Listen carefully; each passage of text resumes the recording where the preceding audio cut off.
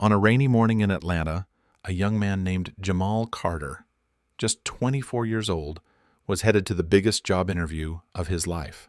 The streets of his West End neighborhood glistened under gray skies, the air thick with the scent of wet asphalt and magnolia trees. Jamal adjusted his tie, a deep burgundy that stood out against his navy suit, and kept his eyes forward, ignoring the curious glances from folks at the corner store. He was used to it, a young black man in a suit at 6 a.m., folks assuming he was headed to court, not a corporate office. But today was different. Today, he was chasing a dream. Jamal had grown up in the shadow of Atlanta's skyline, in a world of cracked sidewalks, flickering streetlights, and the constant hum of MARTA buses. His suit, bought secondhand but tailored sharp, hugged his lean frame, a runner's build he hadn't had time to maintain. His mom's old cufflinks, silver and worn, glinted at his wrists, a quiet reminder of her faith in him. She'd texted him before he left, "You got this, baby. Show them who you are. I love you." Her words carried him toward the train station, his heart pounding with hope. The interview was at Sterling and Pierce Financial, a sleek firm in downtown Atlanta, all glass towers and polished marble, where six-figure salaries came with unwritten rules, the right schools, the right connections, the right zip code. Jamal had none of those, just a 4.0 GPA from Morehouse, years of late-night study sessions, and a glowing letter from his economics professor. This wasn't just a job, it was a way out, a chance to rewrite his story. As he stepped off the MARTA at Peachtree Center, the air turned heavy, the sky churning with dark clouds. A sharp wind tugged at his leather portfolio, stuffed with resumes, notes, and market research he'd spent months perfecting. Then the rain came. Not a drizzle, but a deluge, soaking his suit, flattening his hair, turning the streets into rivers. People scattered, umbrellas flipping, horns blaring as traffic crawled. Jamal ducked under a coffee shop awning, his phone useless, no rideshares in sight. The clock read 8:31. His interview was at 9. He cursed under his breath, the dream slipping through his fingers like the water running down his face. He stepped back into the storm, head down, shoes slapping wet pavement. The Sterling and Pierce Tower loomed ahead, its golden lobby lights cutting through the gray. Every step was a fight, his shirt clinging, his tie twisting, but he kept moving. This was more than an interview, it was proof he belonged. A taxi slowed nearby, and Jamal sprinted, waving, only to watch a man in a slick trench coat shove past and claim it. The car sped off, splashing dirty water in its wake. Jamal stood frozen, fists clenched, the sting of the city's unwritten rules burning in his chest. He pressed on, the tower so close now, hope flickering like a candle in the wind. Then he saw it, a black Cadillac parked off Peachtree Street, its rear tire flat, trunk open, a spare tire half out. An older man, white, maybe in his late 60s, struggled under a soggy umbrella, his hand slipping on a jack as rain poured. Pedestrians hurried by, eyes down, pretending not to see.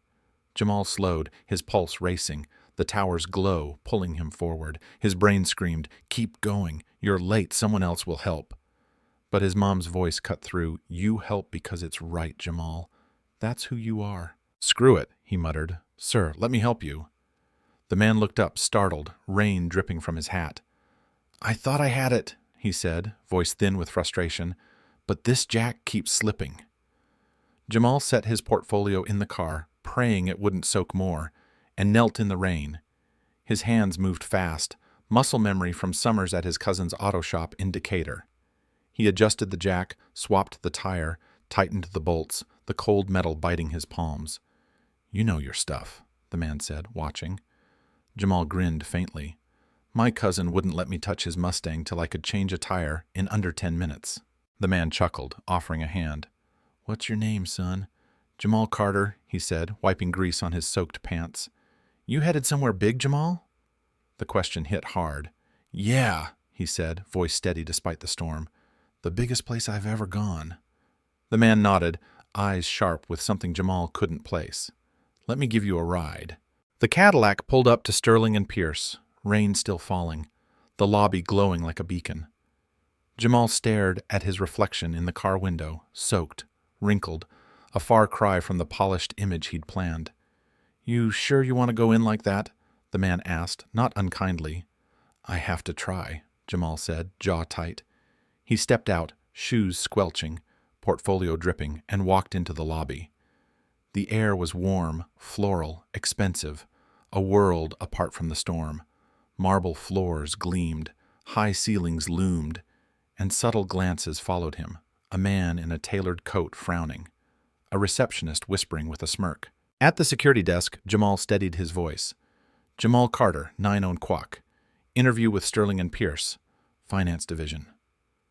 The guard tapped his tablet, eyes narrowing. "You're late, Mr. Carter. They're strict about timing." Jamal nodded, chest tight. "I understand. Just tell them I tried." The elevator ride to the 14th floor was silent, his reflection in the mirrored doors a mess, shirt plastered, tie limp, pants stained.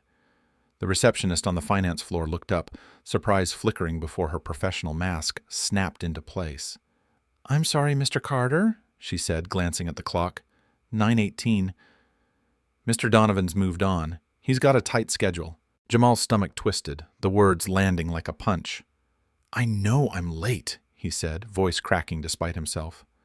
"There was a storm, an older man with a flat tire. I couldn't just—" She raised a hand, gentle but firm.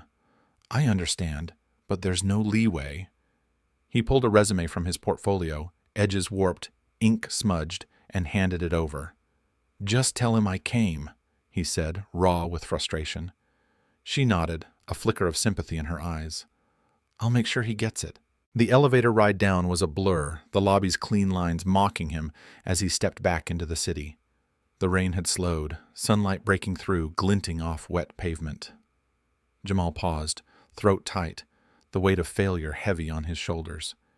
He didn't cry, didn't shout, just walked, dreams trailing behind like the water dripping from his jacket. Back in his West End apartment, the morning sun spilled through thin curtains, catching the peeling paint and the small kitchen table where Jamal sat, staring at his laptop. His resume glowed on the screen, the cursor blinking like a taunt. His suit hung on a hook, water stains faint, but permanent. His phone buzzed, his mom's face on the screen. He hesitated, not ready to tell her he'd lost his shot. "Hey, Ma," he said, forcing calm.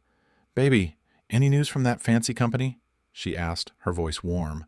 Before he could answer, another call flashed. Unknown number, Atlanta area code. "Ma, I gotta take this. Could be a job," he said, switching lines. "Hello, Mr. Carter," a woman's voice, crisp and confident. "This is Lauren Hayes, executive assistant to Mr. Charles Sterling. He'd like to meet you today at 2 Quack on the executive floor, if you're available."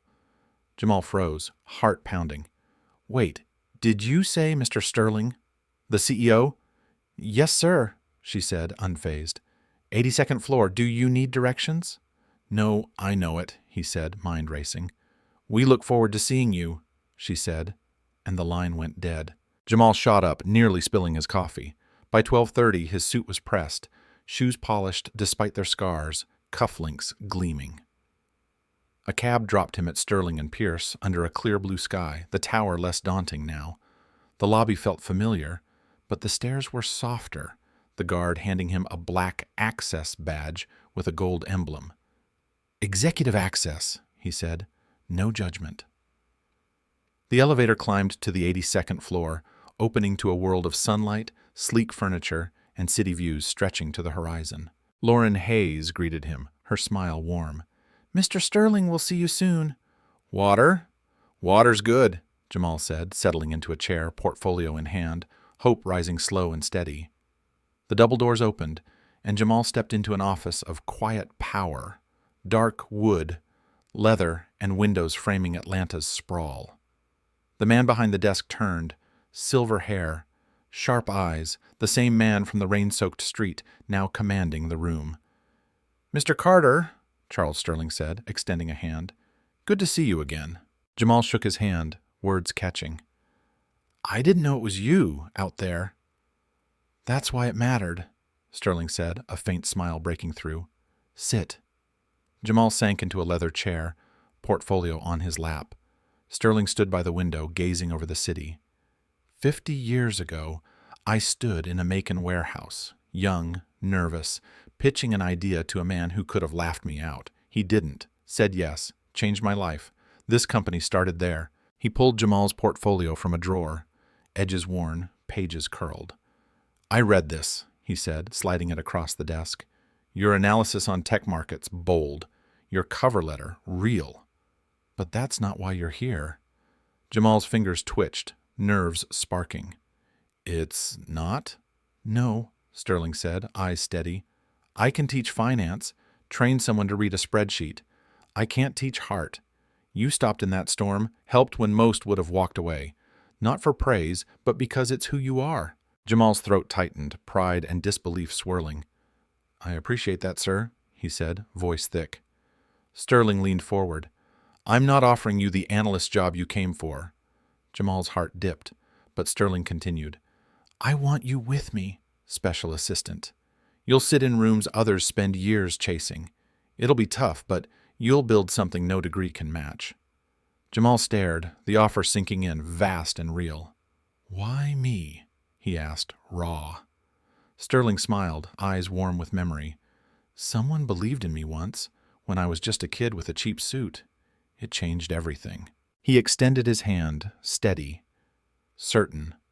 Jamal reached out, his grip firm, not the soaked young man who'd faced locked doors, but someone seen, chosen, ready. The rain hadn't drowned his chance, it had carved his path. And as he shook Charles Sterling's hand, Jamal Carter knew he'd earned every step toward his future.